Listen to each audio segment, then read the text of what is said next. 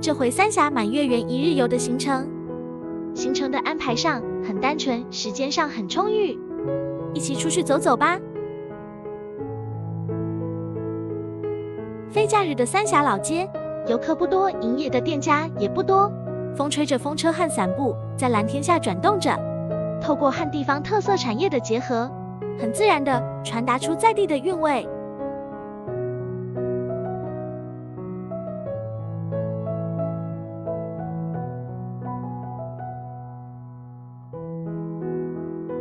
在老街里四处游荡，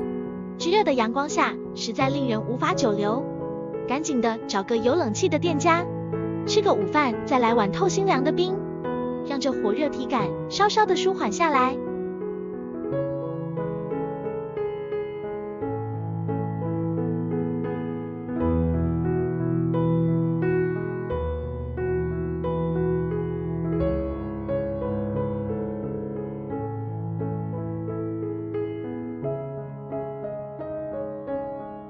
最后再买些当地有名的金牛角，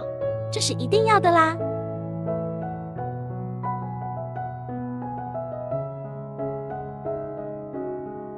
过午后再出发，小绕一段不算很弯曲的山路，很快的就抵达满月园国家森林游乐区。沿着瑞仔溪畔的步道往山里去，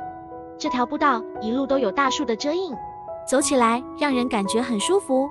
只是微微向上的坡度走来，感觉有些小喘就是啦。满月园海拔不高，没有高山那股清凉感，溪流里有着多处高低落差生成的小流瀑，一路走来，潺潺的水流声相伴着。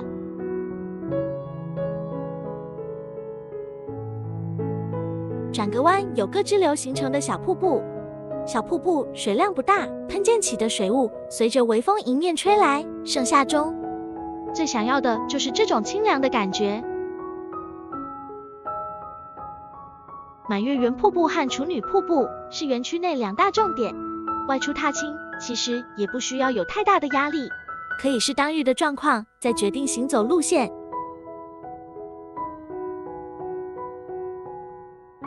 今天我们想要轻松自在的晃晃就可以了，所以瀑布只能期待下次再相会咯。溪边的树林中吹着微风，找个阴凉处坐下来，聊聊天，拍拍美照，享受一下森林浴。森林里的芬多精加上水岸边大量的负离子，听说可以提升人体的免疫系统，赶紧的用力的多吸一点吧。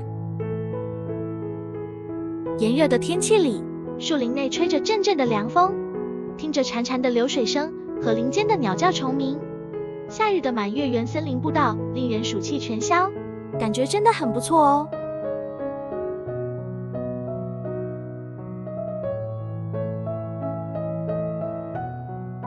谢谢您的收看，下个影片再见了。